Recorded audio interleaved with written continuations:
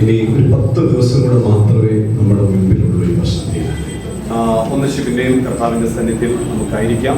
ഞാൻ കൊണ്ടുവന്ന ഒരു വേദഭാഗം എഫേസ്യ ലേഖനമാണ്. എഫേസ്യ ലേഖനത്തിൽ നിന്ന് 1-ാം അധ്യായം അതിൻ്റെ 18-ാമത്തെ വാക്യം. Ephesians chapter 1 verse 18. ഒരാൾ ശബ്ദം ഉയർത്തി ഒന്ന് വായിച്ചാൽ. അവന്റെ വിളിയാനുള്ള ആശ ഇന്നതെന്നും വിശുദ്ധന്മാരിൽ അവന്റെ അവകാശത്തിന്റെ മഹിമാധനം ഇന്നതെന്നും അവന്റെ ബലത്തിൽ വല്ലഭത്വത്തിന്റെ വ്യാപാരത്താൽ വിശ്വസിക്കുന്ന നമുക്ക് വേണ്ടി വ്യാപരിക്കുന്ന അവന്റെ ശക്തിയുടെ അളവറ്റ വലിപ്പം ഇന്നതെന്നും നിങ്ങൾ അറിയേണ്ടതിനും പ്രാർത്ഥിക്കുന്നു. സ്തോത്രം.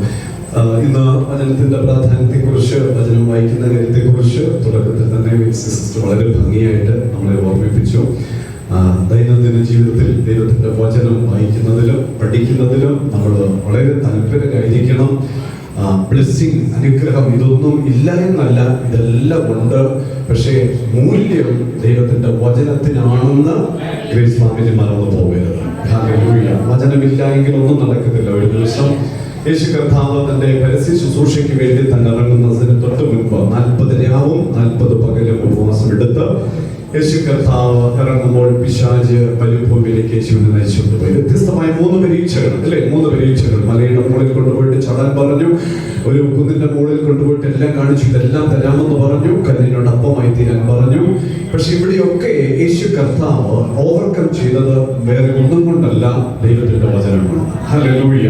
അപ്പോൾ ദൈവത്തിന്റെ വചനം നമ്മുടെ ജീവിതത്തിൽ ഉണ്ടെങ്കിൽ ആ ദൈവത്തിന്റെ വചനം നമ്മുടെ ജീവിതത്തെ ഏറ്റവും അനുഗ്രഹിക്കും എന്നുള്ള കാര്യം നമ്മൾ മറന്നു പോകരുത്. ഇന്ന് ദൈവത്തിന്റെ വചനത്തിൽ പറയുന്നത് പോലെ നമ്മൾ ഈ ലോകമുണ്ടാക്കിയവന്റെ ശക്തി നമ്മുടെ ഉള്ളിലുണ്ട്, അത്യന്ത ശക്തി ഉണ്ട് എന്നൊക്കെ പറഞ്ഞ് നമ്മൾ ഒരു വലിയ പ്രഹസനം നടിക്കാറുണ്ട്. പക്ഷെ ഓർക്കണം, നമ്മുടെ ഉള്ളിൽ ഇരിക്കുന്നവൻ ആരാണ്? ഈ കർത്താവ് ആരാണ്? ഈ കർത്താവിന്റെ വചനത്തിന്റെ പവർ എന്താണ്? ഇതെല്ലാം നമ്മൾ വ്യക്തമായിട്ട് തിരിച്ചറിയണം. ഹല്ലേലൂയ. ഈ കാലഘട്ടത്തിൽ ബുദ്ധിയിലാണ് മിക്കവാറും ആത്മീയ ശുശ്രൂഷകൾ നടന്നുകൊണ്ടിരിക്കുന്നത്. ബുദ്ധിയിൽ. പക്ഷേ ബുദ്ധിയിൽ ബിൽഡ് ചെയ്യുന്നതെല്ലാം ഒരു ദിവസം എന്ത് ചെയ്യും? തകർക്കപ്പെടും. ബുദ്ധിയിൽ കൊണ്ടുപോകുന്നതെല്ലാം അത് നശിച്ചു പോകും. പക്ഷെ ആത്മാവിൽ നയിക്കപ്പെടുന്നത് അതെല്ലാം നിലനിൽക്കും. ഹല്ലേലൂയ. ഞാൻ പറയാം, ബുദ്ധിയിൽ ഉള്ള ഒരു യാത്രയായിരിക്കരുത്, പിന്നെ ആത്മാവിലുള്ള അഭിഷേകത്തിലുള്ള ഒരു യാത്രയായിരിക്കണം നമ്മൾ ചെയ്യുവാനായിട്ട്. ഹല്ലേലൂയ. ഈ ഒരു ആത്മീക മനുഷ്യന്റെ ഹൃദയത്തിന്റെ ഉള്ളിൽ ദൈവം ഒരു പവറിനെ അയച്ചിട്ടുണ്ട്. അത് മാത്രമല്ല, ഒരു ആത്മീക മനുഷ്യൻ അഭിഷേകത്തിന്റെ നിറവിലാണ് ജീവിക്കുന്നതെന്ന് നമ്മൾ തിരിച്ചറിയണം. ഹല്ലേലൂയ.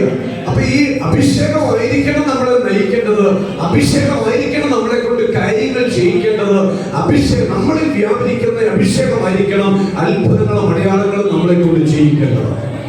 ഹല്ലേലൂയ. പലപ്പോഴും നമ്മൾ എന്ത് ചെയ്യുക? നമ്മൾ സ്വയം ചെയ്യുമ്പോൾ, സ്വയം ചെയ്യാൻ ശ്രമിക്കുമ്പോൾ അതൊന്നിനും എത്തപ്പെടുന്നില്ല എന്നുള്ള കാര്യങ്ങൾ നമ്മൾ മനസ്സിലാക്കണം. ഇവിടെ എഫേസ്യ ലേഖനം അനുഗ്രഹിക്കപ്പെട്ട 6 അധ്യായമുള്ള ഒരു പുസ്തകമാണ് എഫേസ്യ ലേഖനം. 105 വാക്യങ്ങൾ ഇതിനകത്തുണ്ട്. ഏകദേശം എഴുതിയ കാലഘട്ടം AD 60-ലാണ്. ആഫ്റ്റർ ഡെത്ത്, യേശു കർത്താവിന്റെ മരണശേഷം 60 വർഷങ്ങൾ കൂടി കഴിഞ്ഞിട്ടാണ് ഈ ലേഖനം എഴുതിയത് എന്ന് ഓർമ്മിപ്പിക്കുന്നു. പൗലോസും തിഹിക്കോസുമാണ് ഇതിനകത്തെ പ്രധാന വ്യക്തികൾ. മറന്നു പോകരുത്. പല ആവർത്തി ഞാൻ ഇവിടെ പ്രസംഗിച്ചിട്ടുമുള്ള ഭാഗങ്ങളാണ്. ഇതിന്റെ ഗ്രന്ഥകർത്താവ് വേറെ ആരുമല്ല, അപ്പോസ്തലനായ പൗലോസ്. വേറെ ആരുമല്ല പൗലോസ്. ഈ പൗലോസിനെ കുറിച്ച് പറയാനായിട്ട് നമ്മൾ ശ്രമിച്ചാൽ, അല്ലെങ്കിൽ പൗലോസിന്റെ ശരീരഘടനയെ കുറിച്ചോ പൗലോസിന്റെ ആരോഗ്യത്തെ കുറിച്ചോ പൗലോസിന്റെ ലക്ഷ്യങ്ങളെ കുറിച്ചോ ഒക്കെ പറഞ്ഞാൽ ഒരുപാട് പറയണം. പൗലോസിന്റെ കാലം നടക്കാൻ ഒരു അല്പം ബുദ്ധിമുട്ടുള്ള ഒരാളാണ് എന്ന് പറഞ്ഞാൽ, കാലിനൊരു വളവുള്ളയാളാണ്. പൗലോസിനെ കുറിച്ച് പറഞ്ഞ കണ്ണുപഴുപ്പൻ എന്ന് കളിയാക്കി പേര് വിളിക്കുമായിരുന്നു. കണ്ണുപഴുപ്പൻ. 17-ാമത്തെ വാക്യം ഒന്ന് തൊടാമോ? 17-ാമത്തെ വാക്യം 17ലേക്ക് ഒന്ന് വരാമോ?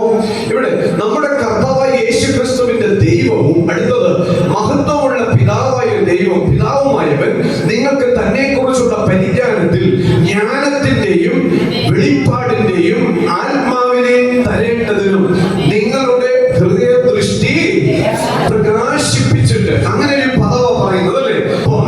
നമ്മുടെ ഹൃദയത്തിന്റെ ദൃഷ്ടിയെ, ഹൃദയത്തിന്റെ കണ്ണിനെ നമ്മൾ എന്ത് ചെയ്യണം?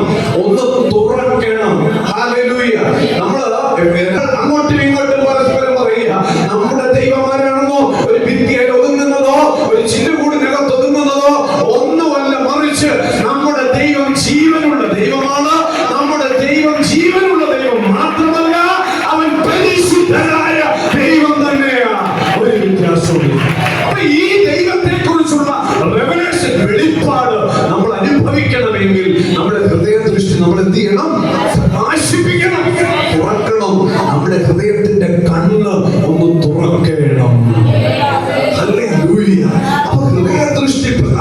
പ്രകാശിപ്പിച്ചിട്ട് ഈ ദൈവം ആരാണെന്നുള്ള വെളിപ്പാട് പ്രാപിക്കാൻ തുനിഞ്ഞാൽ ഈ ലോകത്തിലെ ഒന്നും നമ്മുടെ ജീവിതത്തിൽ ഒന്നും കൊണ്ടുവരത്തില്ല.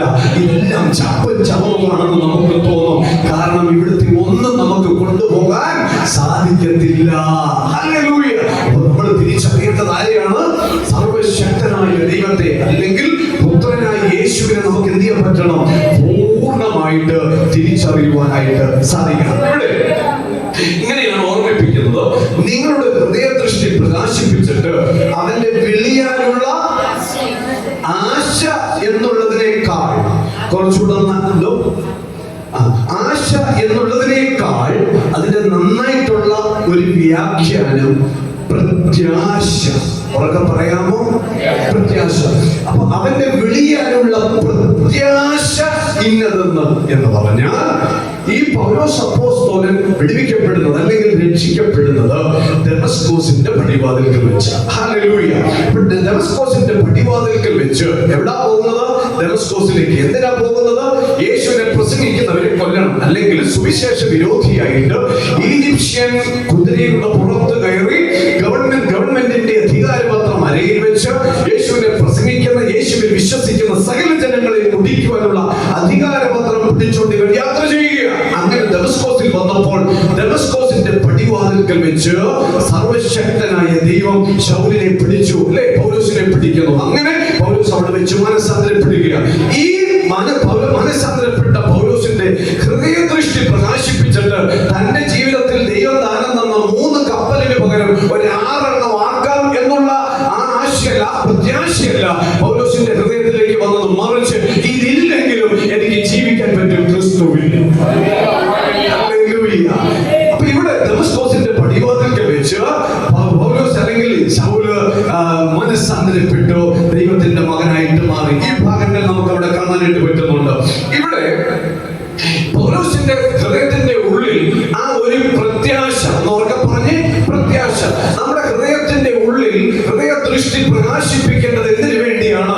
നമ്മുടെ ഹൃദയത്തിനകത്തൊരു പ്രത്യാശ ഉണ്ടാകണം. ഹല്ലേലൂയ. വ്യക്തമായ ഒരു പ്രത്യാശ നമ്മുടെ ഹൃദയത്തിനകത്ത് രൂപപ്പെടണം എന്നുള്ളതാണ് നമ്മളെ കുറിച്ച് ദൈവം ആഗ്രഹിക്കുന്നത്. ഈ ഒരു പ്രത്യാശ ഒരു വ്യക്തിക്ക് ഉണ്ടായി. ആർക്കാണെന്നറിയാമോ? പൗലോസ് അപ്പോസ്തലന്. ഹല്ലേലൂയ. കപ്പലുകൾ ഇഷ്ടം പോലെ, വാടാന്ന് പറഞ്ഞാൽ വരാൻ ആൾക്കാർ, പോടാന്ന് പറഞ്ഞാൽ പോകാൻ ആൾക്കാർ, ചെയ്യണമെന്ന് പറഞ്ഞാൽ ചെയ്യാൻ ദാസന്മാര്, എല്ലാ കാര്യങ്ങളിലും പൗലോസ് ഒരു വലിയ സ്ഥാനം വഹിച്ചിരിക്കുന്ന കാലഘട്ടത്തിൽ ദൈവത്തെ കണ്ടുമുട്ടിയപ്പോൾ ഹൃദയത്തിന്റെ ഉള്ളിൽ ദൈവം വെളിപ്പാട് കൊടുക്കുക. ഇതെല്ലാം ചപ്പച്ചവറുവ. എടാ, ഈ ലോകത്തിൽ ഉണ്ടാക്കുന്ന ധനങ്ങൾ, മാനങ്ങൾ, ബഹുമതികൾ, സ്ഥാനങ്ങൾ, ഇതെല്ലാം ചപ്പും ചവറുവ. ഒറ്റ മഹിമാതനമേ ഉള്ളൂ, ഒറ്റ പ്രത്യാശയുള്ളൂ. അത് വേറെ ആരുമല്ല, മഹത്വത്തിന്റെ പ്രത്യാശയാകുന്ന ക്രിസ്തു. ഇന്നലെ ഗ്രേസ് ഫാമിലിയിൽ ഇരിക്കുന്ന പ്രിയപ്പെട്ടവരോട് പറയാം, നമ്മൾ ഭാഗ്യവാന്മാരാ. നമുക്കൊരു ധനത്തെ ലഭിച്ചിട്ടുണ്ട്. മഹിമാധനമാകുന്ന ക്രിസ്തുവിനെ നമ്മുടെ ഹൃദയത്തിൽ കിട്ടിയിട്ടുണ്ട്. അതുകൊണ്ട് 25 കോടി ലോട്ടറി ഒന്നും അടിക്കണ്ട. യേശുവിനെ കിട്ടിയത് കൊണ്ട് നമ്മുടെ പേര് ഭാഗ്യവാന്മാർ. ഹല്ലേലൂയ. വ്യക്തമായ ഒരു വെളിപ്പാടിലാണ് പൗലോസ് അപ്പോസ്തലൻ ഈ ഭൂമിയിലായിരുന്നത് എന്നുള്ള സത്യം നാം മറന്നു പോകരുത്. ഹല്ലേലൂയ. ഞാനിങ്ങനെ പൗലോസിനെ കുറിച്ച് ചിന്തിക്കുകയായിരുന്നു. ഒരു സഭയിലേക്ക് പൗലോസിനെ വിളിച്ചു. പൗലോസിലേക്ക് വിളിച്ചപ്പോഴത്തേക്ക് പൗലോസ് 3 പ്രാവശ്യം പോകാനായിട്ട് ആഗ്രഹിച്ചു, അല്ലെ? 3 പ്രാവശ്യം പോകാൻ ആഗ്രഹിച്ചു, പക്ഷെ തനിക്ക് സാധിച്ചില്ല. പക്ഷേ ദൂരമുള്ള 3ാം സ്വർഗത്തോളം പൗലോസിന് നിമിഷം കൊണ്ട് പോയിട്ട് വരാനായിട്ട് പറ്റി. കാരണം ഇതിന്റെ പിന്നിൽ രഹസ്യം ലോകപരമായ ആരോഗ്യമല്ല, അഭിഷേകത്താൽ നയിക്കപ്പെടുന്നവന്റെ മേൽ ഒരു പ്രത്യേകമായ ദൈവപ്രവൃത്തി വെളിപ്പെടുവാന്നുള്ളത്. ഹല്ലേലൂയ. നമുക്ക് പറ്റാത്ത കാര്യങ്ങൾ, നമുക്ക് ചെയ്യാൻ പറ്റാത്ത കാര്യങ്ങൾ, നമുക്ക് സാധിക്കാത്ത കാര്യങ്ങൾ നമ്മുടെ മേൽ വ്യാപരിക്കുന്ന അഭിഷേകത്തിന് ചെന്നെത്തിക്കാനായിട്ട് കഴിയും എന്നുള്ള കാര്യം ദൈവമക്കളെ നമ്മൾ മറന്നു പോകരുത്. ഹല്ലേലൂയ. ഞാൻ അടുത്തൊരു ഭാഗം കൂടെ വേഗം ഒന്ന് ഓർമ്മിപ്പിക്കാം സമയത്തിന്റെ പരിമിതിയിൽ. ഒരു ദിവസം പൗലോസും കൂടെയുള്ള 276 പൗലോസിനെ കൂടെ കൂട്ടി 276 പേര്, ഇത്രയും പേര് കപ്പൽ ഛേദത്തിൽ അകപ്പെട്ട് അവരിങ്ങനെ ഐസ് വെള്ളത്തിൽ കൂടെ നീന്തുകയാണ്. ഐസ് വെള്ളമൊക്കെ ഉണ്ടായിരിക്കാം. ആ ഓരോ പലകയിലും ഒക്കെ പിടിച്ച് ഇവരിങ്ങനെ നീന്തി മെലീത്ത എന്ന് പറയുന്ന ദ്വീപിൽ വന്നു. അസാധാരണമായ ദയ അവിടെയുള്ളവർ കാണിച്ചു, അല്ലെ? അസാധാരണമായ ദയ കാണിച്ചു. അവരെ തീ കൂട്ടി അവരെ അവിടെ സ്വീകരിച്ചു. അവര് തീയൊക്കെ ഇങ്ങനെ കാഞ്ഞ് ശരീരത്തിലെ തണുപ്പൊക്കെ മാറ്റി ഇങ്ങനെ ഇരിക്കുമ്പോ പൗലോസ് കുറച്ചുകൂടെ വിറക് പെറുക്കി തീക്കകം തൊട്ടിട്ടു. വിറക് പെറുക്കി തീക്കകം തൊട്ടിട്ടപ്പോ ഒരു അണലി വന്ന് പൗലോസിന്റെ കയ്യിൽ ചുറ്റി, കടിച്ചില്ല, ചുറ്റി കിടന്നു. പൗലോസിനോട് ചോദിച്ചാലോ, ഈ ചുറ്റിയത് എനിക്ക് പൗലോസിന്റെ വീട്ടിൽ കയറാനുള്ള ഒരു എൻട്രൻസ് ആണ് പൗലോസ് പറഞ്ഞു. ഇവിടെ കിട്ടുന്നുണ്ടോ? ഇത് അഭിഷേകവും നമ്മുടേതായ ബുദ്ധിയും തമ്മിലുള്ള വ്യത്യാസം. നമ്മൾ നമ്മുടേതായ ബുദ്ധിയിൽ ചിന്തിക്കുമ്പോൾ പറയും ബന്ധനമാണ്, കെട്ടാണ്, ചട്ടാണ്, പൊട്ടാണ് എന്നൊക്കെ പറഞ്ഞ് നമ്മൾ എന്ത് ചെയ്യും? അവിടെ വേണേ തലയിൽ പിടിച്ച് ആട്ടുകല്ലേ പിള്ളയിട്ട് ആട്ടുന്ന പോലെ 5-6 ആട്ടും വേണേ തൂവാലുണ്ട് അതും എടുത്ത് വീശും, വേണേ 2 ഊത്തും നെറ്റിക്കെട്ടൂതും. അങ്ങനെ നമ്മൾ വേണമെങ്കിൽ എന്ത് ചെയ്യും? അവിടെ ഒരു കറക്കും. ഹല്ലേലൂയ. പൗലോസ് പറയും, എന്നെ കറക്കാൻ ആരും വരണ്ട, എന്റെ കയ്യിൽ തൂങ്ങിയ പാമ്പിനെ ശാസിക്കാൻ ആരും ഇവിടെ വരണ്ട. ഇത് തൂങ്ങിയത് എന്തിനാണെന്നറിയാമോ? അപ്പുറത്തിൽ ഭവനം വിടുവിക്കപ്പെടാനുണ്ട്. ആ ഭവനത്തിൽ കയറാനുള്ള ഒരു എൻട്രി പാസ് ആണെന്ന് വേണമെങ്കിൽ പൗലോസ് പറയും. മനസ്സിലായവർക്ക് ഞാൻ ദൈവത്തെ സ്തുതിക്കുന്നു. ഹല്ലേലൂയ. പിടികിട്ടുന്നുണ്ടോ? ഇവിടെ അഭിഷേകം എന്ന് പറയുന്നത് വലിയ എന്ന് പറഞ്ഞാൽ പൗലോസിന്റെ ഹൃദയദൃഷ്ടി ഈ ലോകത്തിലുള്ള കാര്യങ്ങളെ കുറിച്ചുള്ള ചിന്തയിലല്ല, മറിച്ച് ദൈവത്തെ കുറിച്ച്, ദൈവത്തിന്റെ രാജ്യത്തെ കുറിച്ചുള്ള വെളിപ്പാണ് പൗലോസിന്റെ ഹൃദയത്തിൽ. ഇന്നത്തെ പ്രസംഗം മുഴുവൻ എന്താ? ബന്ധനം വഴിയട്ടെ, സൈക്കിളെ വാ, കാറിൽ പോകാം, വചനമില്ല. പൗലോസ് ഓരോ ലേഖനം എഴുതുമ്പോഴും ഓരോ ഭാഗങ്ങൾ എഴുതുമ്പോഴും ഞാൻ ഇടയ്ക്ക് ഓർമ്മിപ്പിച്ചു, പൗലോസിനെ കാരാഗൃഹത്തിൽ കൊണ്ടുപോയിട്ടാൽ അതും സന്തോഷമാണ്. കാരണം തന്നെ കാരാഗൃഹത്തിൽ എത്ര നാൾ എഴുതുമോ അത്രയും കാരാഗൃഹത്തിൽ ഇരുന്നുകൊണ്ട് താനെന്ത് ചെയ്യാം?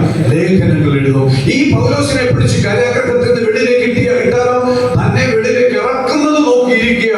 താൻ പോയി സഭകൾ എന്ത് ചെയ്യുക? സ്ഥാപിക്കുക. തന്നെ ജയിലിലിട്ടാലും പുറത്തിറക്കിയാലും തനിക്ക് ഒറ്റ ലക്ഷ്യമേ ഉള്ളൂ, കർത്താവിനെ ഉയർത്തുക, ദൈവത്തിന്റെ രാജ്യത്തെ വളർത്തുക. ഇവിടെ പൗലോസ് താൻ എഴുതിയ ലേഖനങ്ങളിൽ താൻ ഏറ്റവും പ്രധാനപ്പെട്ട 4 സബ്ജക്റ്റാണ് താൻ എടുത്തു പറയുന്നത്. 1, യേശു കർത്താവിന്റെ മടങ്ങി വരവ്. 2, യേശു കർത്താവിന്റെ ക്രൂശ്. 3, യേശു ആരാണ്, എന്താണ് സഭ.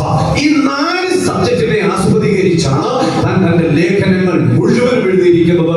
അല്ലാതെ ഈ ലോകത്തിലെ ഒരു നന്മകളെയും ഒരു അനുഗ്രഹങ്ങളെയും തന്റെ ലേഖനങ്ങളിൽ താൻ പ്രതിപാദിച്ചിട്ടില്ല എന്നുള്ള സത്യം ദൈവം നമ്മൾ മനസ്സിലാക്കണം. ഇവിടെ പൗലോസ് അപ്പോസ്തലൻ, ഞാൻ അപ്പോസ്തല പ്രവൃത്തിയിലേക്ക് നിങ്ങളെ ശ്രദ്ധയെ കൊണ്ടുവരികയാണ്. 16-ാം അധ്യായം അതിന്റെ 25 മുതലുള്ള ചിന്ത വേഗം ഒന്ന് പറഞ്ഞ് ഞാൻ ഈ എഫേസ്യ ലേഖനത്തിലേക്ക് നിങ്ങളെ തിരിച്ചു കൊണ്ടുവരാം.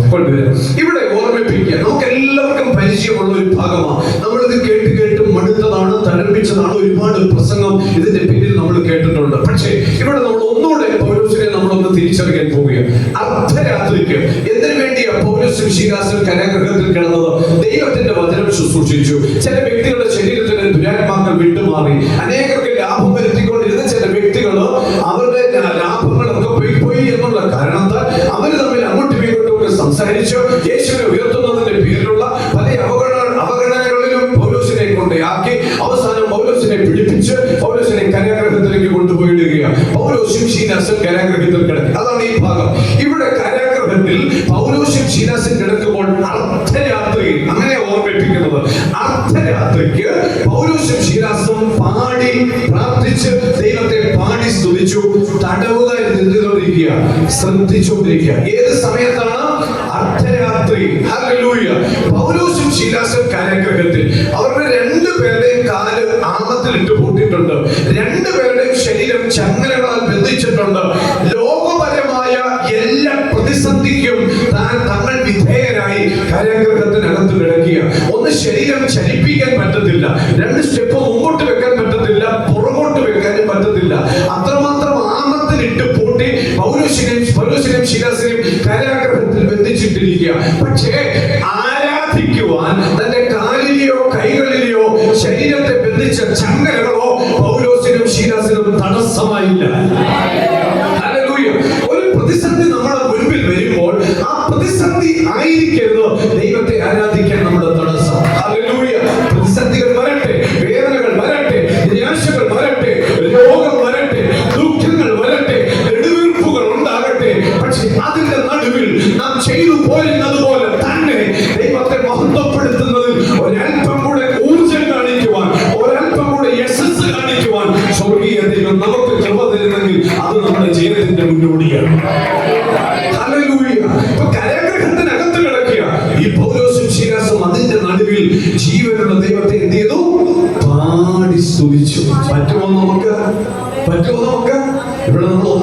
പാട്ടുപാടി ആരാധിച്ച് കഴിഞ്ഞപ്പോൾ അവിടുന്ന് ഇവിടുന്ന് എല്ലാം ദൈവത്തെ എന്ത് ചെയ്യുക?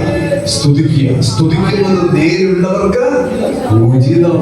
ഹല്ലേലൂയ. ഒരു പാട്ട് പാടി കഴിഞ്ഞപ്പോൾ, രണ്ടാമത്തെ പാട്ട് പാടി കഴിഞ്ഞപ്പോൾ ഓരോരുത്തരും മാറി മാറി മാറി നിന്ന് ദൈവത്തെ സ്തുതിക്കുക. എത്ര ഭയങ്കരമാ! ഞാൻ പറയാം, സാഹചര്യം ഒരുപക്ഷെ നമുക്ക് അനുകൂലമല്ലായിരിക്കാം, പക്ഷെ കർത്താവ് എപ്പോഴും ദൈവഭക്തന്മാർക്ക് അനുകൂലമാണ്.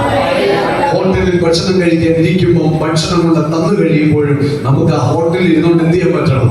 സ്വതന്ത്രം പറയാൻ പറ്റണം.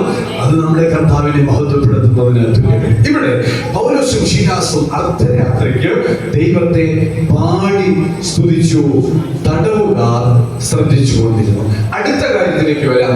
പെട്ടെന്ന് വലിയൊരു ഭൂകമ്പം ഉണ്ടായി. പ്രാർത്ഥനയ്ക്ക് ഭൂകമ്പമാണ് ഉണ്ടാകേണ്ടത്, പിന്നെ എന്താ ഉണ്ടാകേണ്ടത്? മറുപടിയല്ലേ ഉണ്ടാകേണ്ടത്. പക്ഷെ അവര് ചിന്തിക്കുന്നതിനേക്കാൾ അപ്പുറമായി മറ്റൊരു സംഭവ വികാസം ഇവിടെ ഉണ്ടായി. ഒരു ഭൂകമ്പം. ഹല്ലേലൂയ. എന്ത് ഭയങ്കരമല്ലേ! നീ ആരാധിക്കാൻ തുടങ്ങിയപ്പോഴേ എനിക്കറിയാം ഇവിടെ എന്തെങ്കിലുമൊക്കെ വന്നു ഭവിക്കും. ഇങ്ങനെയുള്ളവരാ നമ്മള്. പക്ഷെ ഇവിടെ ഒരു ഭൂകമ്പം ഉണ്ടായി. കാരാഗൃഹത്തിന്റെ അടിസ്ഥാനം കുലുങ്ങി. ഹല്ലേലൂയ. അടുത്തത് പറയുകയാണ്, വാതിലൊക്കെയും തുറന്നുപോയി. അടുത്തത് എല്ലാവരുടെയും ചങ്ങല അഴിഞ്ഞു. പൗലോസിന്റെ മാത്രമല്ല, ശിലാസിന്റെ മാത്രമല്ല, എല്ലാ തടവുകളെയും ചങ്ങലയിലിട്ട് ബന്ധിച്ചിട്ടുണ്ട്. എല്ലാവരുടെയും ചങ്ങല അഴിഞ്ഞു വീണു. അടുത്തത് കാരാഗൃഹപ്രമാണി പേടിച്ചുണർന്നു, ഞെട്ടി ഉണർന്നു. എന്നിട്ട് പറയാ, കാരാഗൃഹത്തിന്റെ വാതിലുകൾ തുറന്നിട്ടിരിക്കുന്നത് കണ്ടിട്ട് ചങ്ങലക്കാർ ഓടിപ്പോയി കളഞ്ഞു എന്ന് ഊഹിച്ച് വാളൂരി തന്നെ കൊല്ലുവാൻ ഭാവിച്ചു. അടുത്തത്, അപ്പോൾ പൗലോസ്, നിനക്ക് ഒരു ദോഷവും ചെയ്യരുത്, ഞങ്ങൾ എല്ലാവരും ഇവിടെ ഉണ്ടല്ലോ എന്ന് പറഞ്ഞു. അടുത്തത് പറയുകയാണ്, അവൻ വെളിച്ചം ചോദിച്ചുകൊണ്ട് അകത്തേക്ക് ചാടി വിറച്ചുകൊണ്ട് പൗലോസിന്റെയും ശീലാസിന്റെയും മുമ്പിൽ വീണു. ഹല്ലേലൂയ. അപ്പൊ പൗലോസും ശീലാസിനും അവർക്ക് ആകെ ഉണ്ടായിരുന്ന ഒരു കാര്യം, ദൈവത്തെ എന്ത് ചെയ്യുക?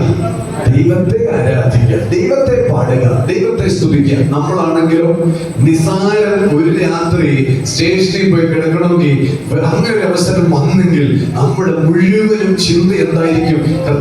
ഭാര്യയെ വിളിച്ചപ്പോ, എടി ആ വാർഡ് മെമ്പറെ പോയി ഒന്ന് കാണണി, എടി നീ അവിടെ ചെന്ന് പ്രസിഡന്റിനെ ഒന്ന് കാണണി, പ്രസിഡന്റിനോട് പറയുന്നത് ആരെങ്കിലും അവിടെ ഇവിടെ എല്ലാം പറഞ്ഞിട്ട് ആരെല്ലാം റെക്കമെൻഡ് ചെയ്യാൻ പറ്റുമോ അവരെ എല്ലാം വിളിച്ചോണ്ട് വന്നിട്ട് ഞാൻ നിരപരാധിയാണെന്ന് എന്ത് ചെയ്യണം പറഞ്ഞ് എന്നെ ഇവിടെ നിന്ന് ഊരിക്കൊണ്ട് പോരണം. ഇതല്ലേ ഈ സമൂഹം ചെയ്യത്തുള്ളൂ. പക്ഷേ തന്നെ ആര് ഇറക്കുന്നോ കേറ്റുന്നോ പൗലോസും ശീലാസും ചിന്തിച്ചില്ല. ഇവരുടെ ഹൃദയദൃഷ്ടി കർത്താവിലായിരുന്നു. ഇവരുടെ പ്രത്യാശ അല്ലെങ്കിൽ ഇവരുടെ ഉള്ളിലെ ആശയം എന്ന് പറയുന്നത് ആരായിരുന്നു? ക്രിസ്തുവിന്. കാരണം ജയിലിൽ കിടന്നാലും ഞങ്ങൾ ജീവിക്കുന്നത് ആർക്ക് വേണ്ടിയാ? ക്രിസ്തുവിന് വേണ്ടിയാ. ഇനി ഞങ്ങളെ ഇറക്കി വിട്ടാലും ഞങ്ങൾ ജീവിക്കുന്നത് ഞങ്ങളുടെ കർത്താവിന് വേണ്ടിയാ. ഇങ്ങനെ ഒരു ജീവിതം നയിക്കാൻ നമുക്ക് പറ്റുമോ? മിക്കവാറും ഒരു ദിവസം എന്നോട് പറഞ്ഞു, പാസ്റ്റർ ഇനി തൊട്ട് ഞാൻ മിക്കവാറും സഭാ മീറ്റിംഗിൽ വരാൻ സാധ്യത കുറവായിരിക്കും. ഞാൻ ചോദിച്ചു, അതെന്താ?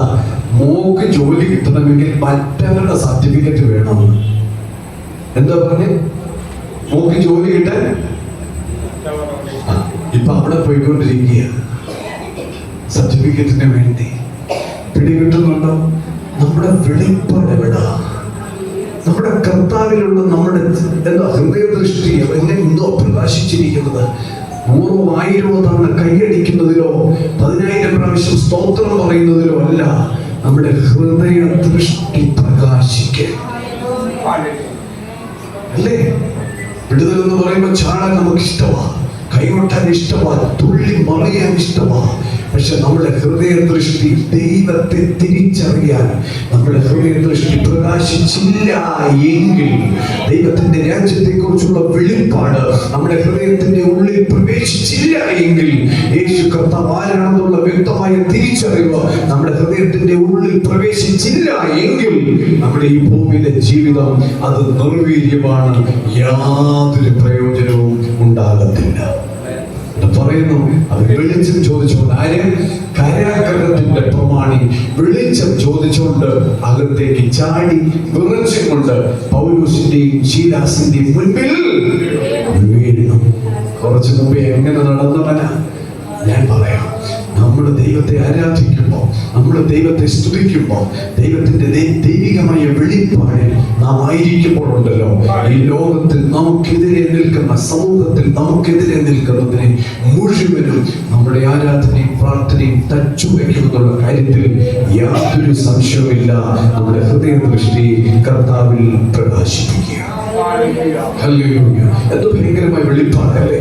ആ കയ്യെ വന്ന് അണലി തൂങ്ങി കഴിഞ്ഞപ്പോഴും അതിലൊന്നും താൻ എന്ത് ചെയ്തില്ല, താൻ വീണുപോയില്ല. നമ്മളാണെങ്കിൽ ഓടുകയാണ്, നമ്മളാണെങ്കിൽ ആരെ പിടിച്ചാൽ ഊര് കിട്ടുമെന്ന് പറഞ്ഞ് നമ്മൾ ഓടുകയാണ്. പക്ഷെ അങ്ങനെയുള്ള ഒരു തിരിച്ചറിവായിരിക്കില്ല ക്രിസ്തുവിനെ കുറിച്ചുള്ള, എന്നെ ദൈവം ഏൽപ്പിച്ച ദൗത്യം എന്താണ് എന്നുള്ളതിനെ കുറിച്ചുള്ള വ്യക്തമായ കാഴ്ചപ്പാട് നമ്മെ ഭരിക്കുന്നെങ്കിൽ അത് നമ്മുടെ ജീവിതത്തിൽ ഏറ്റവും അനുഗ്രഹമായിരിക്കും. തിരിച്ച് ഞാൻ എഫേസ് ലേഖനത്തിലേക്ക് നിങ്ങളുടെ ശ്രദ്ധയെ കൊണ്ടുവരികയാണ്. എഫേസ് ലേഖനം 1-ാം അധ്യായം അതിന്റെ 18-ാമത്തെ വാക്യം, 17-ഉം 18-ഉം വാക്യങ്ങൾ ഒന്നുകൂടി ഒന്ന് വായിക്കാനായിട്ട് ഞാൻ ആഗ്രഹിക്കുന്നു. നമ്മുടെ കർത്താവായ യേശു ക്രിസ്തുവിന്റെ ദൈവവും മഹത്വമുള്ള പിതാവുമായവൻ നിങ്ങൾക്ക് തന്നെ കുറിച്ചുള്ള പരിജ്ഞാനത്തിൽ ജ്ഞാനത്തിന്റെയും വെളിപ്പാടിന്റെയും ആത്മാവിനെ നൽകേണ്ടതിനും. എന്തൊക്കെ കാര്യങ്ങളാ? ജ്ഞാനത്തിന്റെയും പരിജ്ഞാനത്തിന്റെയും. അപ്പൊ ജ്ഞാനം മാത്രം പോരാ ഒരു ആത്മീക മനുഷ്യന്, പിന്നെ എന്തും കൂടെ വേണം? പരിജ്ഞാനം. ഹല്ലേലൂയ. അപ്പൊ ഈ രണ്ടു കൂട്ടം കാര്യത്തെ കുറിച്ച് പൗലോസ് ഓർമ്മിപ്പിക്കുക. ഈ ഭൂമിയിൽ നാം ഒരു വിശ്വാസി എന്നുള്ള പേരിനേക്കാൾ നമ്മൾ എങ്ങനെയായിരിക്കണം? ജ്ഞാനം ഉണ്ടായിരിക്കണം. അപ്പോൾ തന്നെ നമ്മുടെ വ്യക്തിപരമായ വിളിയിൽ വ്യക്തമായ ഒരു പരിജ്ഞാനവും നമ്മളെ ഭരിക്കാനായിട്ട് ഇടയായിത്തീരാം. രണ്ട് കാര്യം ഒന്ന് പറയാമോ?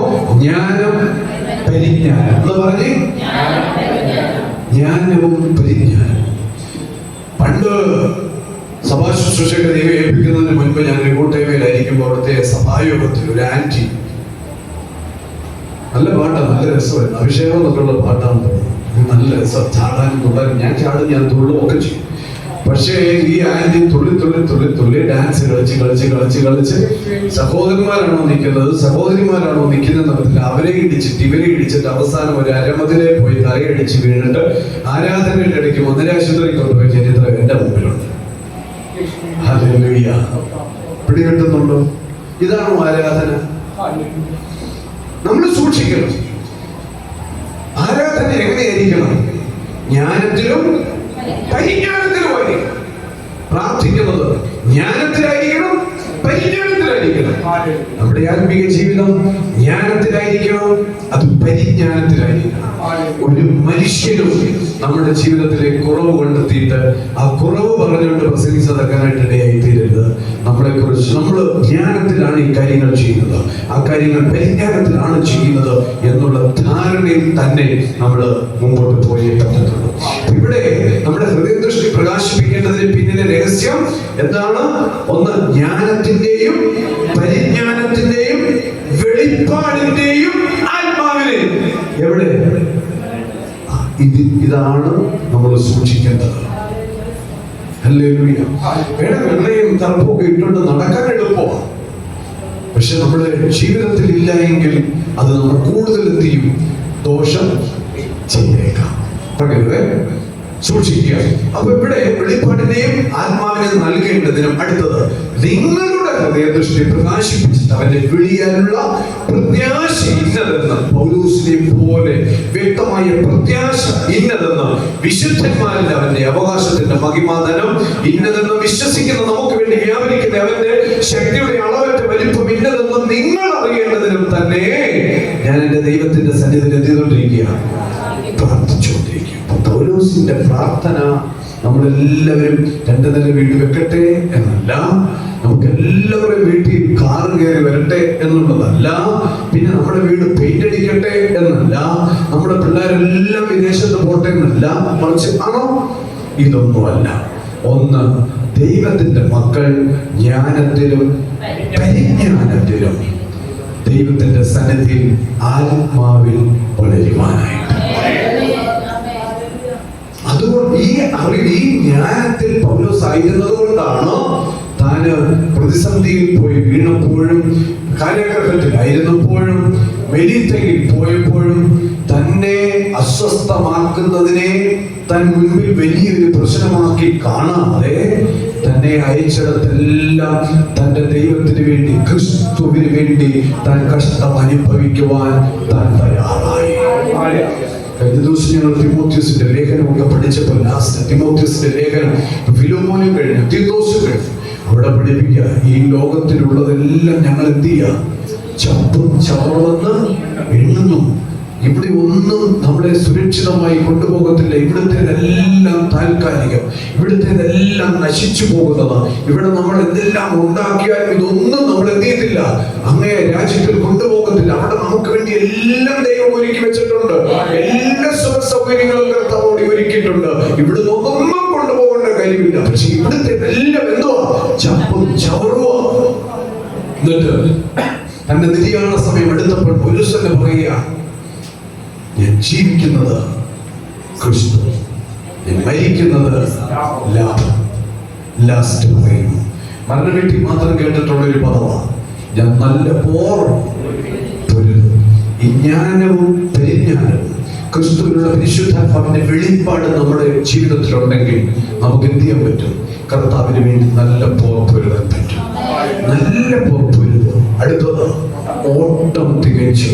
3, വിശ്വാസം കാത്തു. ഇത് മാത്രം മതി എന്റെ ജീവിതത്തിൽ. എനിക്ക് വേണ്ടി എന്റെ തമ്പുരാൻ നീതിയുടെ കിരീടം ഒരുക്കി വെച്ചിരിക്കുന്നു. ഹല്ലേലൂയ. ഇത് ശുശ്രൂഷകരോടുള്ള ആഹ്വാനമാണെങ്കിലും ഞങ്ങൾക്കൂടി ഓർമ്മിപ്പിക്കാം, കർത്താവിന്റെ ജ്ഞാനത്തിൽ പരിജ്ഞാനത്തിൽ ഹൃദയദൃഷ്ടി പ്രകാശിപ്പിച്ച് യേശുവിന് വേണ്ടി നമുക്ക് എന്ത് ചെയ്യാൻ പറ്റണം? ഓടാനായിട്ട് സാധിക്കണം. ഇവിടെ കർത്താവ് ചെയ്ത ചില കാര്യങ്ങളെ കുറിച്ച് പൗലോസ് ഓർമ്മിപ്പിക്കുന്നു. 2-ാം അധ്യായം അതിന്റെ 5-ാമത്തെ വാക്യം, അതിക്രമങ്ങളാൽ മരിച്ചിരുന്നവരായ നമ്മെയും ക്രിസ്തുവിനോടുകൂടെ യേശു എന്ത് ചെയ്തു? ജീവിപ്പിച്ചു. ഒന്ന് വായിച്ച ആ പദം, അതിക്രമങ്ങൾ മരിച്ചവരായിരുന്ന, ഇപ്പൊ അതിക്രമങ്ങളിലല്ല കേട്ടോ, ആയിരുന്ന നമ്മെ ക്രിസ്തുവിനോടുകൂടെ എന്ത് ചെയ്തു? ഇപ്പൊ നമ്മൾ എവിടെ ജീവിക്കുന്നത്? സാത്താനല്ല നമ്മളെ ഭരിക്കുന്നത്, ലോകത്തിലെ ശക്തികളല്ല നമ്മളെ ഭരിക്കുന്നത്. ഈ ലോകത്തിലെ നെഗറ്റീവ് കാര്യങ്ങളൊന്നും പറഞ്ഞ് നമ്മൾ ഓടേണ്ട, ചാടേണ്ട, മറിയേണ്ട, അസ്വസ്ഥപ്പെടേണ്ട. നമ്മൾ ജീവിക്കുന്നത് എവിടാണ്? നമ്മുടെ ഹൃദയ ദൃഷ്ടി പ്രകാശിപ്പിച്ചാൽ ഈ വെളിപ്പാട് പൗലോസിനെ പോലെ നമുക്ക് നേടിയെടുക്കാൻ പറ്റും. ഞാൻ ജീവിക്കുന്നത് ക്രിസ്തുവിന്റെ കൂടെ. ഈ വാക്ക്, ഈ ഒരു പദം നമ്മുടെ ഹൃദയത്തിനകത്തേക്ക് ഒന്ന് കൊണ്ടുവന്നേ. എവിടെ കിടന്നവരെ നമ്മൾ ഓരോരുത്തരും മരിച്ചവരായിരുന്നു അല്ലേ? അതിക്രമങ്ങളാൽ മരിച്ചവരായിരുന്ന നമ്മെ ക്രിസ്തുവിനോടുകൂടെ പിതാവ് നമ്മളെ എന്ത് ചെയ്തു? ജീവിപ്പിച്ചു. ഈ ഹൃദയ ദൃഷ്ടിക്കകത്തോട്ട് ഇതൊന്ന് കേറ്റിക്കേ. ഞാൻ എവിടെ ഇപ്പൊ ജീവിക്കുന്നത്? ക്രിസ്തുവിൽ. അതുകൊണ്ട് ഈ ലോകത്തിലെ എന്തെങ്കിലും കാര്യത്തെ ഓർത്ത് വിഷമിക്കേണ്ട കാര്യമുണ്ടോ? ഒരു ഗ്യാസ് തുടങ്ങിയാൽ നേരെ ഓടണോ? ഒന്നും വേണ്ട. ഹല്ലേലൂയ. നിങ്ങൾ ഇത് കേട്ടിട്ടുണ്ടോ? ഒരു അറ്റാക്ക് ഒരാൾക്ക് വന്നാൽ പെട്ടെന്ന് ഒരു ആംബുലൻസ് വന്നു, 108 വിളിച്ചാൽ ഓടി വരും. ഉറങ്ങുന്ന ഒരു സ്വന്തം പറഞ്ഞ് ആരുമില്ല, എല്ലാവരും നല്ലതായിട്ടിരിക്കുന്നതിന് നന്ദി പറയാം. അതായത് 108 വിളിച്ചു, ആംബുലൻസ് അറ്റാക്ക് വന്ന ഒരാളെ കയറ്റിയിട്ടാൽ ആംബുലൻസ് ഡ്രൈവർ നേരെ എടുക്കുന്ന ശാന്തിയിലോട്ട് വിടുവോ? അതെന്താ? സജ്ജീകരണം ഇല്ലല്ലേ? നമ്മളൊന്ന് ചിന്തിക്കണം, നേരെ എങ്ങോട്ടാ പോകേണ്ടത്? മെഡിക്കൽ കോളേജ് ഞാൻ പറഞ്ഞു, ശരി, മെഡിക്കൽ കോളേജിലേക്ക് ഓടത്തുള്ളൂ. ഒന്നുകിൽ മന്ദിരത്തിൽ വേണമെങ്കിൽ എന്ത് ചെയ്യും? ഒന്ന് കയറിയേക്കാം, മേ ബി ഒരു അല്ലേ, ഒരു ഇടത്താവളം പോലെ പ്രത്യേക ഒരു എന്തുവാ, ജസ്റ്റ് ഒന്ന് കയറിയേക്കാം. പക്ഷെ നമ്മൾ ആരും ശാന്തി കയറാറില്ല. പിന്നെ മാമൂട്ടിൽ ഒരു ക്ലിനിക് ഉണ്ട്, അവിടെയും പോകത്തില്ല. ഒരു ക്ലിനിക്കിലും കയറത്തില്ല. ഫെസിലിറ്റീസ് ഉള്ളിടത്തെ എത്തിയിട്ടുള്ളൂ, പോകത്തുള്ളൂ. സൂക്ഷിക്കണം. ഞാൻ പറയാം, നിങ്ങൾ ഒരിക്കലും നിങ്ങളുടെ ആത്മീയ ജീവിതത്തിൽ ക്ലിനിക്കിൽ കൊണ്ടുപോയി നിങ്ങളുടെ സമയം വേസ്റ്റ് ആക്കരുത്. എല്ലാ ഫെസിലിറ്റീസും ഉള്ള ഒരിടമുണ്ട്. അത് വേറെ ആരുമല്ല, അത് വേറെ ഒരിടവുമല്ല, അത് യേശു കർത്താവ്. അപ്പൊ ഈ യേശു എപ്പോഴും നമ്മുടെ ഉള്ളിൽ ഈ ശാന്തി അല്ലെങ്കിൽ നമ്മുടെ ഉള്ളിൽ നെടുമുറത്തെ കരുണ, പിന്നെ വേറെ എന്തോ നെടുമുറത്ത് വേറെ വെങ്കടേശ്വര വെങ്കടേശനായിരിക്കരുത്. നമുക്കൊരു മേജർ വിഷയം വരുമ്പോ നമ്മള് എല്ലാ ഫെസിലിറ്റിയും ഉള്ളത് യേശു കർത്താവിന്റെ അരികാണ്, ദൈവത്തിന്റെ സന്നിധിയാണ് എന്നുള്ള വെളിപ്പാടിലായിരിക്കണം നമ്മുടെ മുമ്പോട്ടുള്ള ഓട്ടം ഓടാനായിട്ട്. ഇടയ്ക്ക് നമ്മുടെ സമയം അതിനെ കൊണ്ടുപോയി എന്തിനേക്കരുത്, കളഞ്ഞേക്കരുത്. അപ്പം ഈ ദൈവത്തെ കുറിച്ചും ദൈവത്തിന്റെ രാജ്യത്തെ കുറിച്ചും ദൈവം ചെയ്യുന്ന പ്രവർത്തനത്തെ കുറിച്ചുമുള്ള അറിവ്, ആ ജ്ഞാനം നമ്മുടെ ഹൃദയദൃഷ്ടി പ്രകാശിപ്പിച്ചിട്ട് നമ്മുടെ ഉള്ളിലേക്ക് കയറ്റണം. ഹല്ലേലൂയ. അപ്പൊ നമ്മളിപ്പോൾ എവിടെ ജീവിക്കുന്നത്? വായിച്ച് 6-ാമത്തെ വാക്യം വായിച്ച് മറന്നു പോകരുത് കേട്ടോ. തന്റെ കൃപയുടെ അത്യുന്നതത്തെ വരും കാലങ്ങളിൽ കാണിക്കേണ്ടതിന് ക്രിസ്തു യേശുവിൽ അവരോട് കൂടെ ഉയർത്തെഴുന്നേൽപ്പിച്ച് സ്വർഗ്ഗത്തിൽ ഇരുത്തുകയും ചെയ്തു. എവിടെ ഇരുത്തിയിട്ടുണ്ട്? ഹൃദയ ദൃഷ്ടി ഒന്ന് പ്രകാശിപ്പിച്ച് എന്നിട്ട് പറ, ഞാൻ സാധാരണക്കാരനായ ഒരു മനുഷ്യനല്ല, ഞാൻ ഇപ്പൊ പോയാൽ ഞാൻ എവിടെ ഇരിക്കത്തുള്ളൂ? സ്വർഗ്ഗത്തിലായിരിക്കും. അപ്പൊ ഞാൻ എന്റെ സ്ഥാനം, എന്റെ പൊസിഷൻ എവിടെ കർത്താവ് പ്രഖ്യാപിച്ചിരിക്കുന്നത്? കർത്താവിന്റെ കൂടെ. ഇത് നമ്മുടെ ഹൃദയദൃഷ്ടി പ്രകാശിപ്പിച്ച് അറിവോടുകൂടി പരിജ്ഞാനത്തോടുകൂടി നമ്മൾ പ്രഖ്യാപിക്കണം, ഞാൻ ആയിരിക്കുന്നത് എവിടെ? ദൈവത്തിന്റെ രാജ്യത്തിലാണ്. ഹല്ലേലൂയ. ദൈവമക്കളെ എന്തിനാ ഹൃദയദൃഷ്ടി പ്രകാശിപ്പിക്കുന്നത്? നമ്മൾ ആരാണ് ക്രിസ്തുവിൽ നിന്നുള്ള വ്യക്തമായ ബോധത്തിൽ ഈ ഭൂമിയിൽ ജീവിക്കാൻ വേണ്ടി. വായിച്ചട്ടെ 10-ാമത്തെ വാക്യം. നാം അവന്റെ കൈപ്പിടിയായി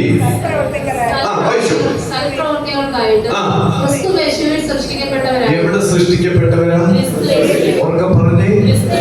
ചുമ്മാ ഇങ്ങോട്ട് പൊട്ടിമുളച്ചതല്ല, നമ്മൾ ചുമ്മാ വന്ന ഒരു ജന്മമല്ല, മറ്റുള്ളവർക്ക് ഒരു ശാപമായി ജീവിക്കാനുള്ളവരല്ല, മറ്റുള്ളവർക്ക് അടിയറോ പറഞ്ഞ് ജീവിക്കാൻ വേണ്ടിയുള്ളവരല്ല, മറ്റുള്ളവരുടെ മുമ്പിൽ താഴ്ചയിൽ ജീവിക്കാനുള്ളവരുമല്ല. നമ്മളെല്ലാവരും യേശു ക്രിസ്തുവിൽ സൃഷ്ടിക്കപ്പെട്ടവരാണ്. ഹല്ലേലൂയ. പൗലോസിന്റെ വെളിപ്പാട് എത്ര ഭയങ്കരമല്ലേ! കണ്ണും കട്ടിപ്പുരികവും കറുത്ത മനുഷ്യനായ ഈ പൗലോസ് അപ്പോസ്തലന്റെ ഉള്ളിൽ ദൈവം കൊടുത്ത വെളിപ്പാട് എത്ര ഭയങ്കരമാണ്! ഓ, ദൈവത്തെ കുറിച്ചുള്ള വെളിപ്പാട്. അതുകൊണ്ടൊക്കെ ആയിരിക്കും സാധു കൊച്ചു ഉപദേശിയൊക്കെ എന്റെ സമ്പത്ത് എന്ന് ചൊല്ലുവാൻ, അല്ലേ? വേറെ ഇല്ല. പറ്റുമോ നമുക്ക്? നമ്മുടെ മക്കള് സമ്പത്തൊന്നുമല്ല. മാമ്പു കണ്ടു മക്കളെ കണ്ടു എന്ത് ചെയ്തേക്കരുത്? ജീവിക്കരുത്. സ്തോത്രം. പറഞ്ഞത് ക്രിസ്തേശുവിൽ സൃഷ്ടിക്കപ്പെട്ടവർ. നിങ്ങൾ എഴുതിയെടുക്കുന്നുണ്ടല്ലോ. 3-ാമത്തേത് 4-ാമത്തേത് 13-ാമത്തെ വാക്യം 2:13. വായിച്ചേ. മുൻപേ നിങ്ങൾ എവിടായിരുന്നു? ചുമ്മാ പൗലോസിന്റെ ഹൃദയദൃഷ്ടി നിങ്ങളൊന്ന് മനസ്സിലാക്കിക്കുക. നമുക്ക് ഈ വെളിപ്പാട് ഉണ്ടാകണമെന്നാണ് പൗലോസ് ആഗ്രഹിക്കുന്നത്. പൗലോസിന്റെ പ്രാർത്ഥന ഇതാ, നമ്മൾ ആരെ തിരിച്ചറിയണം? നമ്മുടെ കർത്താവിനെ തിരിച്ചറിയണം. ഇതാണ് പൗലോസിന്റെ പ്രാർത്ഥന, അല്ലാതെ വേറെ ഒരു പ്രാർത്ഥനയുമില്ല. ഇവിടെ പറയാം, മുൻപേ നിങ്ങൾ എവിടായിരുന്നു? സാത്താന്യ അധികാരത്തിൽ, ഇരുട്ടിന്റെ രാജ്യത്തിൽ, അവന്റെ ആധിപത്യത്തിൽ കിടന്നവരായ നമ്മെ ഇപ്പോൾ ക്രിസ്തയേശുവിൽ ക്രിസ്തുവിന്റെ രക്തത്താൽ പിതാവുമായിട്ടുള്ള ബന്ധത്തിൽ, എന്ന് പറഞ്ഞാൽ സമീപത്തെന്ന് പറഞ്ഞാൽ മാത്രം പോരാ, എങ്ങനെയാണ് രണ്ടുപേര് തമ്മിൽ ഹസ്തദാനം ചെയ്യുന്നത് അതുപോലെയുള്ള ഒരു റിലേഷൻ ദൈവമായി, സ്വർഗത്തിലെ ദൈവം അല്ലെങ്കിൽ പുത്രനിൽ കൂടി പിതാവായ ദൈവം നമുക്ക് ചെയ്തു തന്നിരിക്കുക. പണ്ട് നമ്മൾ ഈ ദൈവത്തിൽ നിന്ന് ഒത്തിരി അകന്ന് ജീവിച്ചവരാ. പക്ഷെ ഇപ്പൊ നമ്മൾ എങ്ങനെയാണ് ജീവിക്കുന്നത്? ഒറ്റക്കെട്ടായിട്ട്. ഹല്ലേലൂയ. സമീപസ്ഥ, അടുത്തുള്ള, ചേർന്നുള്ള ഒരു ജീവിതം ക്രിസ്തുവിനാൽ ദൈവം നമുക്ക് സ്ഥാപിതമാക്കി. അതുകൊണ്ടൊരു കാര്യം പറയാം, നിരാശയൊക്കെ വരുമ്പോ നമുക്ക് പറയാൻ പറ്റൂല, ഞാൻ ദൈവത്തിനാളാ, ഞാൻ ദൈവത്താൽ സൃഷ്ടിക്കപ്പെട്ടവനാളാ, അല്ലേ? ഞാൻ ദൂരത്തല്ല, ഞങ്ങൾക്ക് ദൈവത്തിന്റെ കൂടെയാണാ എന്നൊക്കെ നമുക്ക് സാത്താനോട് എന്ത് ചെയ്യാൻ പറ്റും? പറയാൻ പറ്റും. മറന്നു പോകരുത്. അടുത്ത ഒറ്റ പോയിന്റോടെ പറഞ്ഞ് ഞാൻ അവസാനിപ്പിക്കുക. 14-ാമത്തെ വാക്യം കൂടെ. അവൻ നമ്മുടെ ആരാണ്? സമാധാനം. പറഞ്ഞേ. ഒരു ദേവദാസന്മാരെ കൊണ്ട് കൈവെപ്പിച്ചേക്കട്ടെ തലേ, കേട്ടോ. കർത്താവ് തൊട്ടാ ഏറ്റവും നല്ലത്. മതി. മനുഷ്യന്റെ മുമ്പിൽ പോയി തലകുനിച്ചോ തല മണയ്ക്കോ നിന്നേക്കരുത്. ഇതുങ്ങളെല്ലാം നമ്മളെ അസ്വസ്ഥരാക്കും. ആവശ്യമില്ലാത്ത ദൂതും ആവശ്യമില്ലാത്ത പ്രവചനവും ആവശ്യമില്ലാത്ത, ഒരു വയസ്സ് പോലും ആയില്ല പറയുക ദുരാത്മാവ്. ഇങ്ങനെയുള്ളതിനെ പെരയ്ക്കാത്ത പോലും ഇതിലേക്കരുത്, കെറ്റിയേക്കരുത്. നമ്മൾ സൂക്ഷിക്കണം. ഇത് നമ്മുടെ കുടുംബത്തെ കുടിച്ചു കളയും. ഇവിടെ വചനം എന്താ പറയുന്നത്? അവൻ നമ്മുടെ സമാധാനം. ആരാണ്? യേശു. അടുത്തത്, അവൻ ഇരുപക്ഷത്തെയും, ആരാണ് ഇരുപക്ഷം?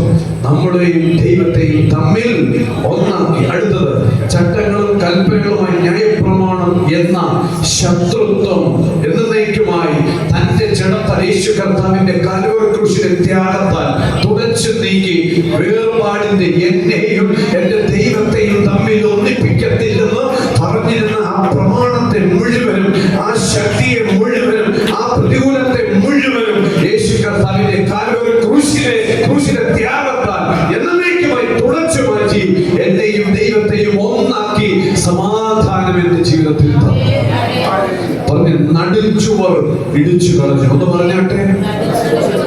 എന്നെയും ദൈവത്തെയും അകറ്റാനായിട്ട് കെട്ടിയ നടിച്ചുവർ, ന്യായപ്രമാണത്തിന്റെ നടിച്ചുവർ എന്നേക്കുമായി തമ്പുരാൻ തുടച്ചു മാറ്റി. അതിന്റെ അർത്ഥം നമ്മളിപ്പോ എവിടെ ഉണ്ട്? ദൈവത്തിന്റെ അടുത്ത്. ഹല്ലേലൂയ എന്ന് പറഞ്ഞേ. മൊബൈൽ എടുക്കുമ്പോഴും നമ്മുടെ കൂടെ ആരുണ്ട്? ഒറ്റയ്ക്ക് ഒരു മുറിയിലിരിക്കുമ്പോൾ നമ്മുടെ കൂടെ ആരുണ്ട്? നമ്മൾ വാഹനത്തിൽ പോകുമ്പോൾ നമ്മുടെ കൂടെ ആരുണ്ട്? പണ്ടായിരുന്നില്ല എന്നത്, പക്ഷെ ഇപ്പൊ ഞാൻ എവിടെ പോയാലും എന്റെ കൂടെ ആരുണ്ട്? യേശു കർത്താവ് ഉണ്ട് എന്നുള്ള ബോധം നമ്മുടെ ഹൃദയ ദൃഷ്ടി പ്രകാശിപ്പിച്ച് നമ്മൾ എന്ത് ചെയ്യണം? തിരിച്ചറിയണം. 18-ാമത്തെ വാക്യത്തിലേക്ക് തിരിച്ചു വരാം. 1-ാം അധ്യായം അതിന്റെ 17-18 വാക്യം പറഞ്ഞ് ഞാൻ അവസാനിപ്പിക്കുകയാണ്. പ്രാർത്ഥിക്കാം. 2-3 വാക്യങ്ങളോട് ഉണ്ടെടുക്കാനായിട്ട് സമയമില്ലല്ലോ. നിർത്തുന്നു. നമ്മുടെ കർത്താവായ യേശുക്രിസ്തുവിന്റെ ദൈവവും മഹത്വമുള്ള പിതാവുമായവൻ നിങ്ങൾക്ക് തന്നെ കുറിച്ചുള്ള ജ്ഞാനത്തിന്റെയും വെളിപാടിന്റെയും ആത്മാവിനെ തരേണ്ടതിനും നിങ്ങളുടെ ഹൃദയ ദൃഷ്ടി പ്രകാശിപ്പിച്ചിട്ട് അവന്റെ വിളിയാലുള്ള ആശ 28-ാം അധ്യായം ഉണ്ടല്ലോ, മത്തായി 28-ന്റെ അവസാനം പറഞ്ഞത്, നിങ്ങൾ പുറപ്പെട്ട് സകല ജനതകളെയും എന്റെ സാക്ഷികളാക്കണം. അവരെ വിശ്വസിക്കുന്നവരെ പിതാവിന്റെയും പുത്രന്റെയും പരിശുദ്ധാത്മാവിന്റെ നാമത്തിൽ സ്നാനം കഴിപ്പിക്കണം, കർത്താവിന്റെ ശിഷ്യന്മാരാക്കണം. എന്നിട്ട് പറയാം, ഭൂതങ്ങളെ പുറത്താക്കണം, അത്ഭുതങ്ങൾ ചെയ്യണം. നിങ്ങൾ ശ്രദ്ധിച്ചിട്ടുണ്ട് നോർത്ത് ഇന്ത്യയില് എന്തേറെ അത്ഭുതങ്ങൾ നടക്കുന്നത് അല്ലേ? മരിച്ചവര് വരെ എന്ത് ചെയ്യുന്നുണ്ട്? എഴുന്നേൽക്കുന്ന മിനിസ്ട്രി അവിടെ ഉണ്ട്. ഞാൻ പറയും, എന്തുകൊണ്ടാ? ദൈവത്തിന് വണ്ടിക്കൂലി ഇല്ലേ കേരളത്തിൽ വരെ? കേരളത്തിൽ വന്നവര് മരിച്ചവരെ ഉയർപ്പിക്കാത്തത് എന്താ? ഇവിടെ ഉള്ളവരെല്ലാം തികഞ്ഞിരിക്കുക. നമുക്ക് ഉള്ളത് കൊണ്ടൊക്കെ ഞങ്ങൾ ഇവിടെ ഗവൺമെന്റ് എന്ത് ചെയ്യുന്നുണ്ട്? ഇഷ്ടംപോലെ 1 രൂപ കൊടുത്താലും 2 രൂപ കൊടുത്താലും എഴുതി തരുന്നുണ്ട്. എന്തിനും ഇവിടെ ഇഷ്ടംപോലെ ലാവിഷം അല്ലേ? ആണോ ഇല്ലയോ? നോർത്ത് ഇന്ത്യയിൽ ഒരു ഫാൻ കിട്ടാൻ കൊതിക്കുന്ന കുടുംബങ്ങളുണ്ട്, ആത്മീയ കുടുംബങ്ങളുണ്ട്. നോർത്ത് ഇന്ത്യയിൽ അവിടുത്തെ ദൈവദാസന്മാർ ഒരു സൈക്കിൾ കിട്ടിയാൽ ഒരു 2 കിലോമീറ്റർ കൂടുതൽ പോയി ദൈവവേല ചെയ്യാമെന്ന് ആഗ്രഹിക്കുന്നവരുണ്ട്. ഇവിടെയോ ഹൈദരാബാദിൽ ചെന്നാലുണ്ടല്ലോ, നമ്മൾ റോഡ് സൈഡിൽ നിന്നാൽ സ്കൂട്ടറുകാർ നമ്മുടെ മുമ്പിൽ നിർത്തും. എങ്ങോട്ടാന്ന് ചോദിക്കും. കയറിയിരിക്കാം, സുഖമായിട്ട് പോകും, ഹെൽമെറ്റ് ഒന്നും വേണ്ട. ഭയങ്കര സപ്പോർട്ടാണ്. ഇവിടെ ഒരെണ്ണം കയറ്റുമോ?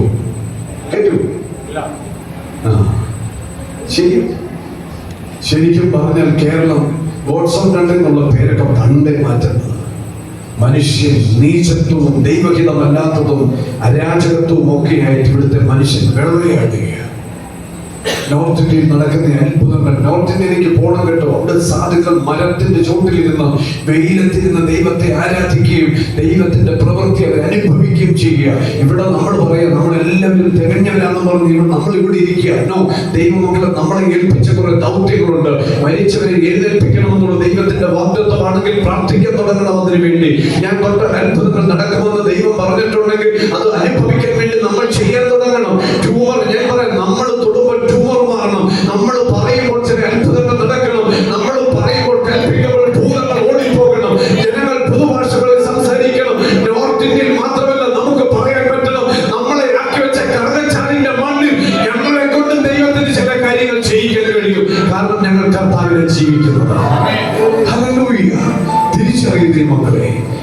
പ്രിയ ദൈവമക്കളെ, ഇവിടെ വചനം ഓർമ്മിപ്പിക്കുന്നു അവന്റെ വിളിയായുള്ള പ്രത്യാശ ഇന്നതെന്നും വിശുദ്ധന്മാരുടെ അവന്റെ അവകാശത്തിന്റെ മഹിമാതനം ഇന്നതെന്നും അവന്റെ ബലത്തിന്റെ വല്ലഭത്വത്തിന്റെ വ്യാപാരത്താൽ വിശ്വസിക്കുന്ന നമുക്ക് വേണ്ടി വ്യാപരിക്കുന്ന അവന്റെ ശക്തിയുടെ അളവറ്റ വലിപ്പം ഇന്നതെന്ന് നിങ്ങൾ അറിയേണ്ടതിനും പൗലോസായ നിങ്ങളിൽ എല്ലാവരിലേക്കാളും ചെറിയവനായ ഞാൻ നിങ്ങൾക്ക് വേണ്ടി എന്ത് ചെയ്യുക?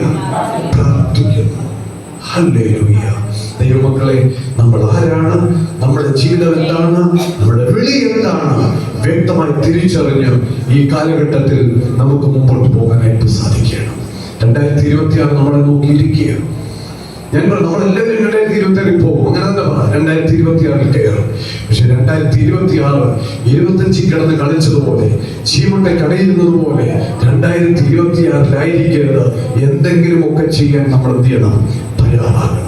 കർത്താവിന് വേണ്ടി, കർത്താവിന്റെ രാജ്യത്തിന് വേണ്ടി, ദൈവത്തിന്റെ ഹിതത്തിന് വേണ്ടി, ദൈവത്തിന്റെ ഉദ്ദേശത്തിന് വേണ്ടി നമ്മളെ വിളിച്ച വിളിയുടെ സതുദ്ദേശം മനസ്സിലാക്കി ദൈവ രാജ്യത്തിന് വേണ്ടി അധ്വാനിക്കുവാൻ 2026 ദൈവം നിങ്ങളെ വിളിക്കട്ടെ. അപ്പോൾ അതിനായിട്ട് ഒന്നിച്ച് ദൈവസന്നിധിയിൽ സമർപ്പിക്കാം. ഹല്ലേലൂയ. നമ്മുടെ ജീവിതത്തെ ദൈവത്തിന്റെ കരങ്ങളിലേക്ക് ഒന്ന് വിട്ടുകൊടുക്കാം. നമ്മുടെ ചിന്തകളെ ഒന്ന് വിട്ടുകൊടുക്കാം.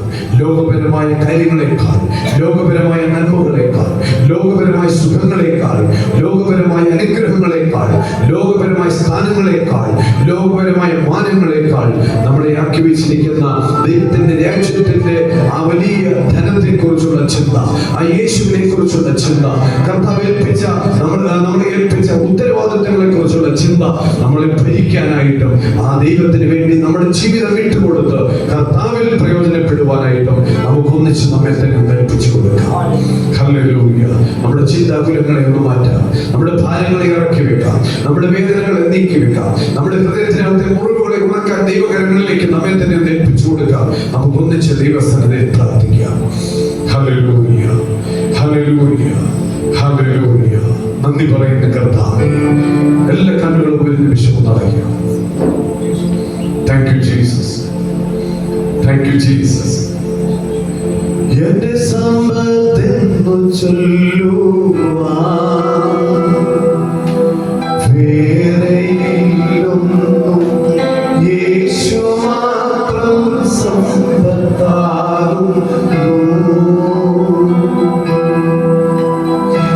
എന്റെ സമ്പത്തെന്നു ചൊല്ലുവാൻ വേറെയൊന്നും യേശു മാത്രം സമ്പത്താകുന്നു. ചാവിനെ നിന്നുയർത്താൻ വാനലോകമതിൽ ചെന്ന സാധുവെന്നെ ഓർത്തു നിത്യം താതനോടു യാചിക്കുന്നു. എന്റെ സമ്പത്തെന്നു ചൊല്ലുവാൻ വേറെയില്ലൊന്നും യേശു മാത്രം സമ്പത്താകുന്നു. ക്രൂശിൽ മരിച്ചീശനെ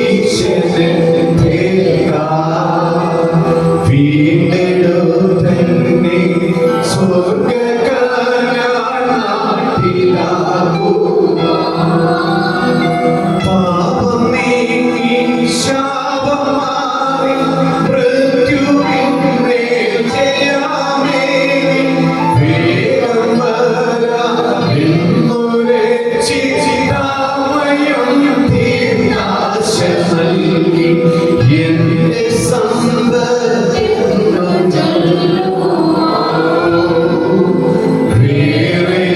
വേറെയില്ലൊന്നും യേശു മാത്രം സമ്പത്താകുന്നു.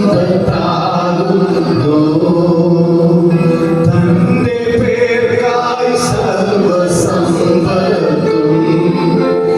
യാഗമായി വെച്ചിട്ട്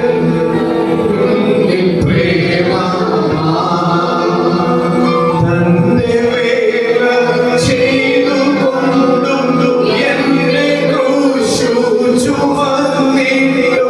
പ്രാണപ്രിയ സേവയിൽ തന്നായുസ്സെല്ലാം കഴിയണം. എന്റെ സമ്പത്തെന്നു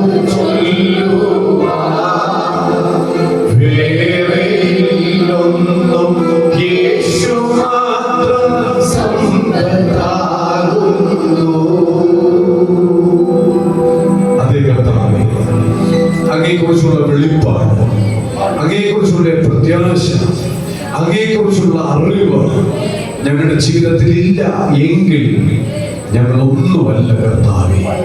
ഞങ്ങൾ കർത്താവെ അനുഗമിക്കുന്നവരാണെന്ന് പറയുന്നതിൽ യാതൊരു അർത്ഥവുമില്ല.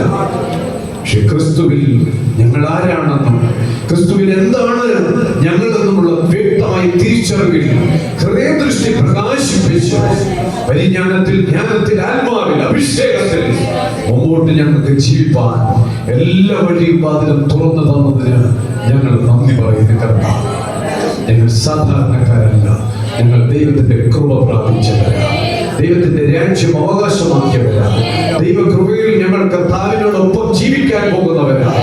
ഞങ്ങൾ അതിനായിട്ട് നന്ദി പറയുക കർത്താവേ. ഞങ്ങൾ തിരഞ്ഞെടുത്തതിനായി പൗലോസിന് കൊടുത്ത വെളിപ്പാടോടുകൂടി ജീവിപ്പാൻ ഞങ്ങളെയും അവിടുന്ന് സഹായിക്കുന്നത് കൊണ്ട് ഞങ്ങൾ നന്ദി പറയുക കർത്താവേ. ലോകത്തിലല്ല, ഞങ്ങളുടെ ഇടയിലും അത്ഭുതങ്ങളും അടയാളങ്ങളും വിടുതലും വീര്യപ്രവർത്തികളും മരിച്ചവരിൽ ഉയർത്തെഴുന്നേൽക്കുന്ന പ്രവർത്തികളും ഒക്കെ ഞങ്ങളുടെ മുൻപിൽ പ്രത്യക്ഷപ്പെടണം കർത്താവേ. അതിനുള്ള ഒരുക്കം ഞങ്ങളുടെ ജീവിതത്തിൽ തരുന്നതിനായി സ്തോത്രം. അതിനുള്ള അറിവ് ഞങ്ങളുടെ ഉള്ളിൽ തരുന്നതിനായി സ്തോത്രം. അതിനുള്ള ജ്ഞാനത്താൽ ഞങ്ങളെ നിറയ്ക്കുന്നത് കൊണ്ട് ഞങ്ങൾ പ്രത്യേകം ഞങ്ങളുടെ ദൈവത്തെ സ്തുതിക്കുന്ന കർത്താവേ. ഞങ്ങളെ സമ്പൂർണ്ണമായി കർത്താവിന്റെ കരങ്ങളിലേക്ക് എത്തിക്കുന്നു. ഈ ഹോളിനകത്ത് ഏതെങ്കിലും വിഷയത്താൽ ധാരപ്പെടുന്നവരുണ്ടെങ്കിൽ, ഏതെങ്കിലും മാനസികമായ വിഷമത്താൽ ജനിക്കുന്നവരുണ്ടെങ്കിൽ ഇപ്പോൾ തന്നെ കർത്താവേ അവിടുത്തെ കരമോർമ്മയിൽ നീട്ടണമേ കർത്താവേ. രോഗികൾക്ക് നല്ല വൈദ്യൻ ഈ ജനത്തിന്റെ നടുവിലേക്ക് ഇറങ്ങി വരണമേ. ഏതെല്ലാം വിധത്തിൽ ഭാരം അനുഭവിക്കുന്നുവോ, ബുദ്ധിമുട്ട് അനുഭവിക്കുന്നുവോ, നിരാശ അനുഭവിക്കുന്നുവോ, അവർ എനിക്ക് കർത്താവ് ഇറങ്ങി ചെല്ലണമേ അപ്പ. അവിടുന്ന് തൊടണമേ, അവരെ കെട്ടിപ്പിടിക്കണമേ, അവരെ ആശ്വസിപ്പിക്കണമേ നാഥ. അവിടുന്ന് ചെയ്യുന്ന എല്ലാ പ്രവൃത്തികൾക്കായിട്ടും ഞങ്ങൾ നന്ദി പറയുക കർത്താവേ. പൗലോസിനെ പോലെ ദൈവരാജ്യത്തെ കുറിച്ചുള്ള വെളിപ്പാട്, ക്രിസ്തുവിനെ കുറിച്ചുള്ള വെളിപ്പാട്, ദൈവത്തെ കുറിച്ചുള്ള വ്യക്തമായി വെളിപ്പിച്ച വെളിപ്പാട് ഞങ്ങളുടെ ഹൃദയത്തിന്റെ ഉള്ളിൽ തന്ന് ഞങ്ങളെ മുമ്പോട്ട് നയിക്കുന്നത് കൊണ്ട് ഞങ്ങൾ സ്തോത്രം ചെയ്യുക കർത്താവേ. ഞങ്ങളെ മാനിക്കണമേ, കൃപയിൽ സൂക്ഷിക്കണം. കൂട്ടായ്മ അനുഗ്രഹിച്ചതായി സ്തോത്രം. പാടുവാൻ, കർത്താവിനെ ആരാധിക്കുവാൻ ഞങ്ങളുടെ കോട്ടീമിനെ അവിടെ ഉപയോഗിച്ചുകൊണ്ടിരുന്നല്ലോ എന്ന് ഞങ്ങൾ നന്ദി പറയുന്ന കർത്താവേ. നല്ല അനുഗ്രഹിക്കപ്പെട്ട പ്രബോധനം ഞങ്ങളുടെ കയ്യിൽ തന്നല്ലോ.